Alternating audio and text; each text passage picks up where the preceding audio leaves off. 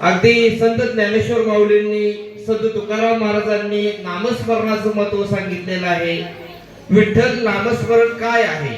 या संसार सागरामध्ये विठ्ठलाचं नाम हे अगदी नावाड्याप्रमाणे, जसा एखादा नावाडी नावेतून ऐल तीरावरून पैल तीरावरती अगदी सुखरूपपणे पोहोचवतो, त्याचं एक महत्व नामस्मरणाचं सांगितलेलं आहे.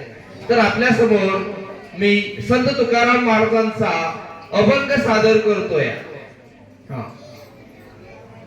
पाहता श्रीमुख सुखावले सुख, पाहता श्रीमुख सुखावले सुख, डोळ्याची भूक नवजे माझ्या, डोळ्याची भूक नवजे माझ्या, जीवे गोडतीन अक्षरांचा रस, जीवे गोडतीन अक्षरांचा रस, अमृत तयासी फिके फुडे, अमृत तयासी फिके फुडे, श्रवणाची वाट चोखाळली शुद्ध, श्रवणाची वाट चोखाळली शुद्ध, भेदाभेद गेले निवारोनी, भेदाभेद गेले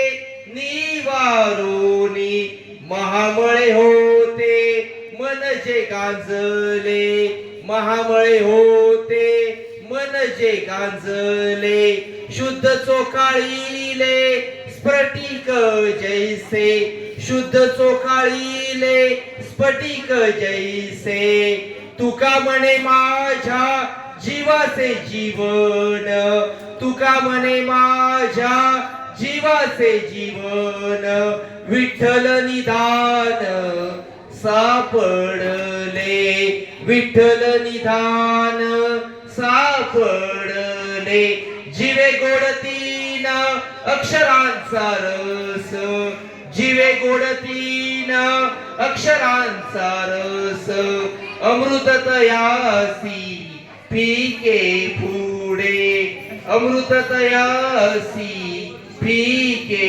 फुडे. धन्यवाद.